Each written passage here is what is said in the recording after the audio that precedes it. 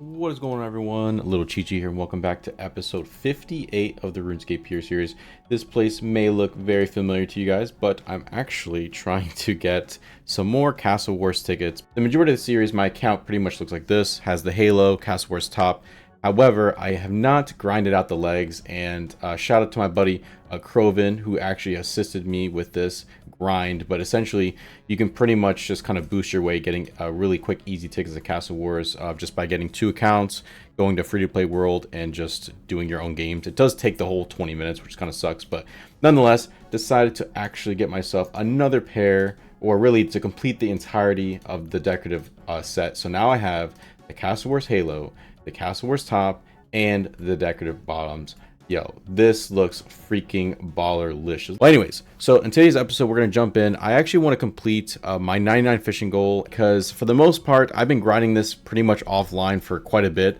And so much so that I've been trying like my hand at all the pets, and all I have to show for it is this is technically an equipable fish, which is a technical pet, but it's not the actual heron pet. So of course, I'm like only 10k away from 99 fishing, but unfortunately, the only thing I really have to show for is this golden tench. So I wish I had something different. But you know what? Let's grind it out. Let's get that 99 fishing cape and just really even out the skill, looking really nice and really clean. So let's go do that. 80 XP away. I'm about to get it right now. Let's do it. There it is. Woo! 99 fishing. Let's go. Oh my goodness. Never in any video game or any account I've ever created, I've never had the 99 fishing cape, and I'm so excited. This has been a lifelong dream. Would you? Yes. Skill cape of fishing. Yes. Give it to me. 99,000 coins. Oh my god, it's so expensive. No one. Oh, there we go. My cash deck went down, but that's fine. 99 fishing cave. Let's look at it. Oh my goodness. Wow. Look at it. Look at it. Look at it.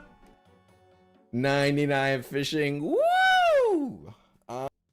Alright guys, now that I officially have my 99 fishing cape, I have the freaking Gommel Hilt 3. I think it's time that I finally tackle something that I've been kind of prolonging. I wasn't quite sure how to feel, but I think with the release of Desert Treasure 2 and the new bosses got released, as well as the Secrets of the North quest for the Phantom Muspa boss, I think I'm finally ready to switch from 52 prayer all the way to 55. I have to switch because I believe one of the requirements, so if we look here, for Desert Treasure, I definitely need Secrets of the North complete, and I think, and for Secrets of the North, I think one of the requirements is all of these requirements, which is making friends with my arms. And making friends with my arms, if we look at that requirement, one of that requirement is Swan Song. Now, because Swan Song gives 10k prayer XP, I am going to be going up a level. I think I'm just going to round out my account to be 55 prayer. And I think that's going to be the focus for today's episode, is completing Secrets of the North quest and possibly seeing what we can do about doing Desert Treasure 2 as well. I'm super excited. This is something that I've been kind of prolonging, but I think I'm really comfortable with the idea. So let's get right into it. Let's start with Secrets of the North and end off with Desert Treasure 2. Alright, so if we scroll down here, Making Friends with My Arms, The General Shadow, Devious Minds, Haziel Cult. Alright, I think Haziel's not too bad, so let's just go Autumn up. So let's do with Haziel Cult. Oh, also randomly, I don't know why, but my Runelight is bugging right now because for some reason I have an Abyssal Orphan, and it literally says like all this dialogue, and you can even talk to it, and you can't pick it up though. But it's the strangest thing because if I don't have a follower following me and I hit the little whistle button to call, it just shows up. So I don't know how many of you guys, and it's only on Runelight. If you go in the main game, this glitch doesn't appear. For some reason, it's only happening to Runelight, so I can't explain it. But anyways, let's just knock out Haziel's cult. Yeah, maybe this thing will just follow me around. And quest complete. Haziel's cult, 1 quest point, 1500 thieving, 2k coins. All right, I gotta do wanted dorks. All right, let's do dorks. All right, I think this is as literally as easy as start, get the materials, and then okay, that was really quick. All right, so dork quest complete. Let's see about doing wanted. All right, so recruitment drive. I have to do another quest. Black Knight. My God. All right, so Black Knight Fortress is complete. Now we can handle recruitment drive. All right, recruitment drive done. 1K prayer, herblore, agility, 3K coins. Sweet, nothing crazy. All right, so now that we have recruitment drive done, let's go look at the Secrets of the North. We still need to do making friends with my arms. Can we do that? No, we still need to do wanted. I already saw the XP drop. There we go. Ring of life. No, we're good. All right, let's do wanted. There we go. Wanted is complete. I still need to do Swan Song. All right, Garden of Tranquility complete. I think all we need now is Swan Song, and I think we're good. So let's just double check. All right, next on the list is One Small Favor, and then we will have all the recs for Swan Song. So this one's gonna be a long one, but let's get it. Actually, we need to complete Shiloh Village. I'm really... Oh my God, are you serious? We have to do Shiloh Village. All right, so we have to complete Shiloh Village before we can do One Small Favor. So let's go knock that out.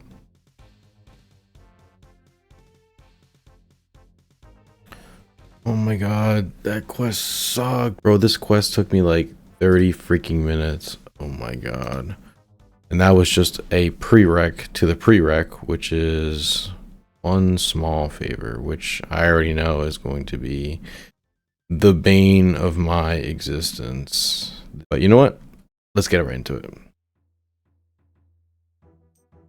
There we go, boys. One Small Favor. This quest freaking took forever. I hate this quest. Now that we have 2 antique lamps, I think we might just use this on rune crafting because I freaking hate the skill.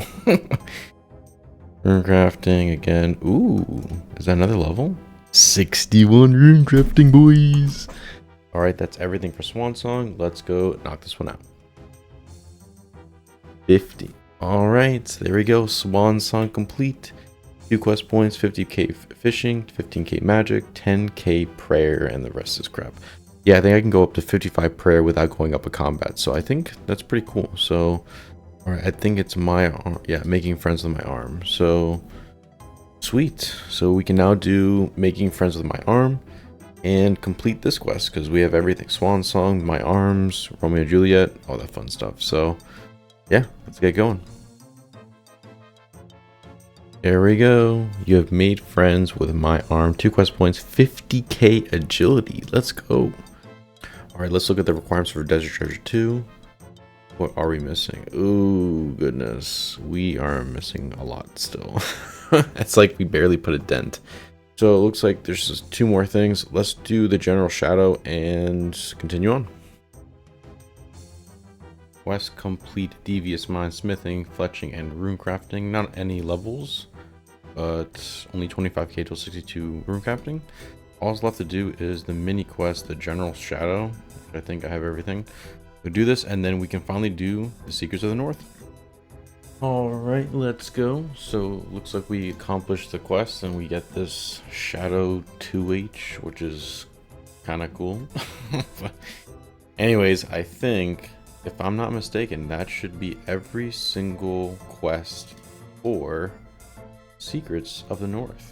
Obviously, combat level recommendation, we don't take those. But yeah, this is going to be the first time doing this quest, so let's get right into it.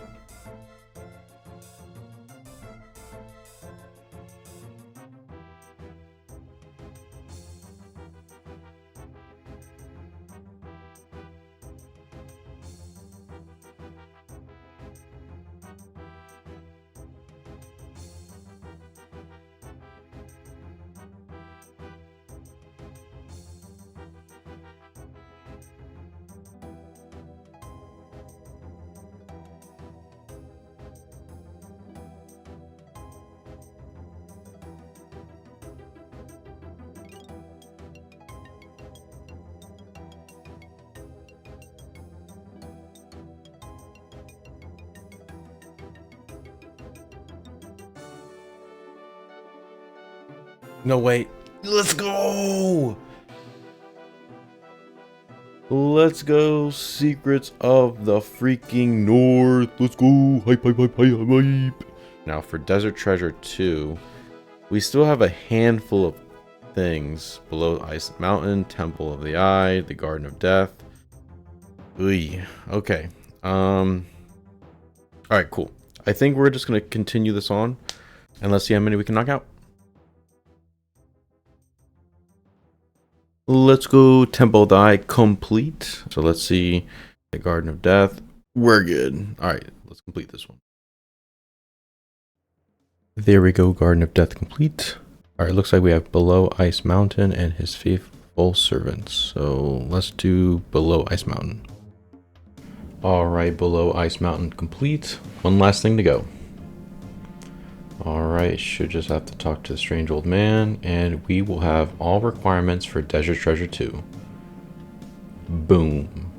Alright, let me just see. That is it. That's all requirements for Desert Treasure 2. So let's start it up.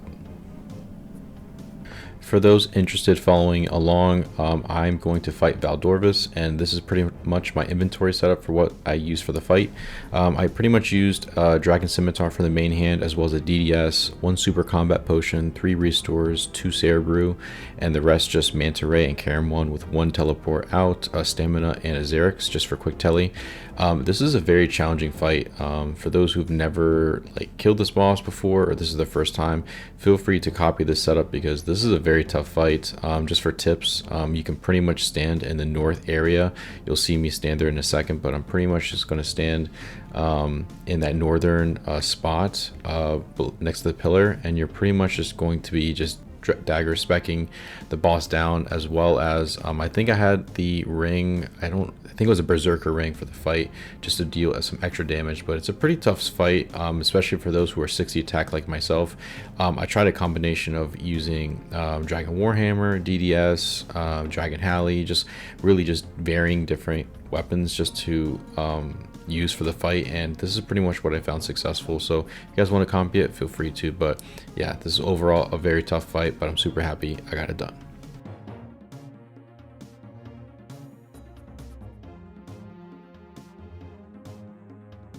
Let's go. You. You.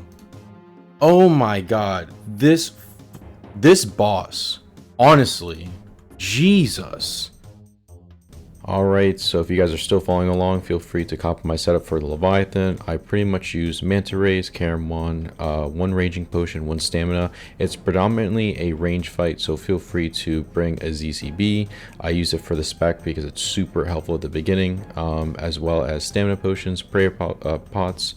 I think it's a Necklace of Passage was the quickest teleport over here, House Tellies, and then Runes to be able to do Shadow Spell. You'll see there's an Ancient Staff, mostly that was for a really quick and easy way to do a shadow spell onto the Leviathan. Really quick notable tip that I never watched a guide when I was fighting this, but I found that when you shadow spelled it, you're able to run behind the Leviathan, and then you're able to deal 1 good bit of damage, as well as he does these specials, which is fine because alternatively, if you don't attack him from the back of his neck, pretty much he does those attacks that he normally does, the mage and range, at a really intense, crazy speed. So if you're not doing those attacks behind, it pretty much makes it pretty impossible to kill him. So if you guys are peers like me who are tackling this boss, I recommend to use some sort of crossbow with ruby bow ease, and it makes the fight really simple and really easy. And don't forget your shadow spells to be able to do that spec. But honestly, out of all the bosses, out of all the 4 for Desert Treasure 2, this is probably my favorite because of the animation, as well as just like the overall fight. But it wasn't too bad of a fight. Oh, no way. Woo! That was crazy. Alright, so the next fight is going to be with Duke, and this one actually is a boss I'm definitely going to be hunting the pet for. It's so cool, but for this fight, it's predominantly melee base, so the weapon that probably works best on this boss is definitely going to be the Colossal Blade if you're also a 60 attack pure. I pretty much brought one super combat potion, some prayer potions, Karam wand, stams, and then I brought my own pestle and mortar and pickaxe because you need to use these potions onto the Duke to start the fight. I'm not going to go in super far into the actual guide of it, but pretty much all you're going to be doing for this fight is pretty much just DDSing at the beginning and then using your Colossal Blade every so often to be able to deal massive damage over to the Duke. With the Colossal Blade, you're pretty much getting, I can't remember the exact specifics, but it's almost like either like a pretty increased max hit. I think you can max out at 55 if I'm not mistaken on the Duke, which is pretty intense to do, but it's a really fun boss. It just looks so crazy the way it looks that I'm honestly going to end up probably farming this boss in the future, but it was pretty easy fight. I think outside of like the slow tick speed of the Colossal Blade being like 6 tick, it's pretty much an easy fight. There isn't anything too crazy. I'm still figuring out whether it's best to use like a DDS over a Dragon Halley, but I think the DDS just worked perfectly fine. But honestly, fun fight, super cool boss. Definitely going to be hunting this pet pretty soon.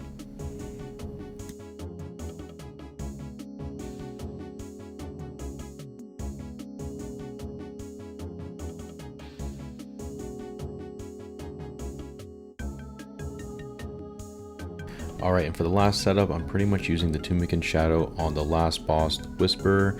I pretty much just brought about 4 prayer potions, Manta Rays, Karam wand, a quick teleport out, as well as a blowpipe spec. There's a couple also miscellaneous items that I brought with me.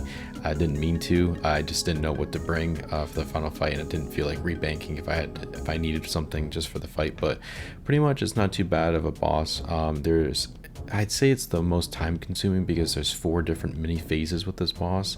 Some of it which requires you to stand on certain tiles, some of them require to stand behind certain pillars to not get damaged. So I'd say that I probably won't see myself grinding out this boss anytime soon. Yeah, it's not too bad of a boss, especially with the Tumican. Shout out to Alex Dynaman for lending me this to complete the quest because it was not easy at all. But with a Tumican, I got away with doing a lot of damage, but you can probably get away using a Sang Staff, maybe a Trident of the Seas. Definitely a boss that was pretty tough. Let's go! Alright, congratulations. If you made it this far, the fight's not over. So you still have one major part of the fight still left. For this, I pretty much used all ranging gear for my setup, my equipment, and then I used a DDS for my specs. I used a Dragon Scimitar as my main melee. I used ZCB for 2 parts of the fight, as well as 1 super combat, 1 ranging potion, 4 restores, majority of them, about maybe 10, 11 Cerebrews, as well as 3 Manta Ray and 2 Karam wand. I used the food only for the second part of the second boss rather, and it's honestly a tough fight. I mean, you have to pretty much use every single resource that you have accessible to a 60 attack pure. It's a very tough fight because you can't die once. If you die at any part of the fight, you have to restart it. There's 4 different bosses you have to fight in one single inventory, so it becomes pretty tough. As you can see here for the ZCB, I used it for the second fight against Ketla, and I felt it was probably a lot better than to melee it. There's a lot of mechanics that if you go wrong, you can easily take like a 40 to the dome, so I decided to kind of long range it for the most part, and it was probably a lot easier for me. This is only what worked for me. This may be different for you guys, but honestly, I probably attempted this entire final fight probably like 4 times. Rather 14 times, because it was really tough.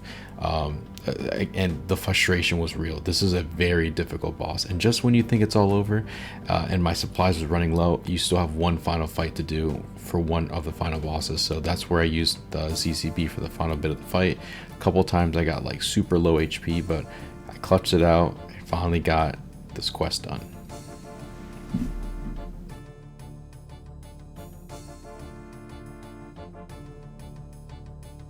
Let's go! Let's go! Yo, that took me like 15 attempts, bro. 15. I'm shaking right now. Oh my god. By far the hardest part of the entire quest was the final boss fight. That, like, between all four on one inventory? Nah, bro. Yo, my hands are shaking right now. That would, like, whew. There we go, boys. Desert Treasure 2, The Fallen Empire is complete. I think we even get like three quests, or three antique lamps. Oh yeah, I can use this in anything I want.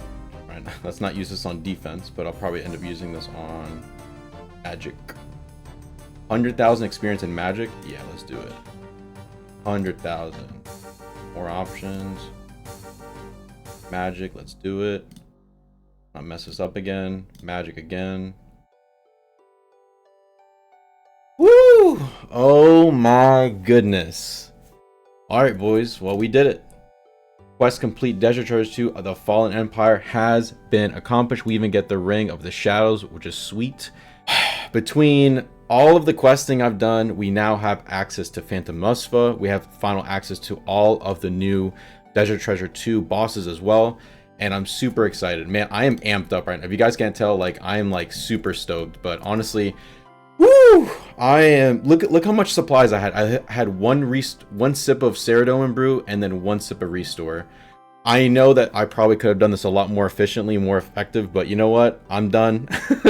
Episode's over. Ton of questing in today's episode. I really hope you guys enjoyed. Hopefully in the next episode, I'll be able to actually grind out some of the bosses and actually attempt at maybe some of the pet drops as well. So I hope you guys enjoyed today's episode. And of course, I'll catch you guys on the next one.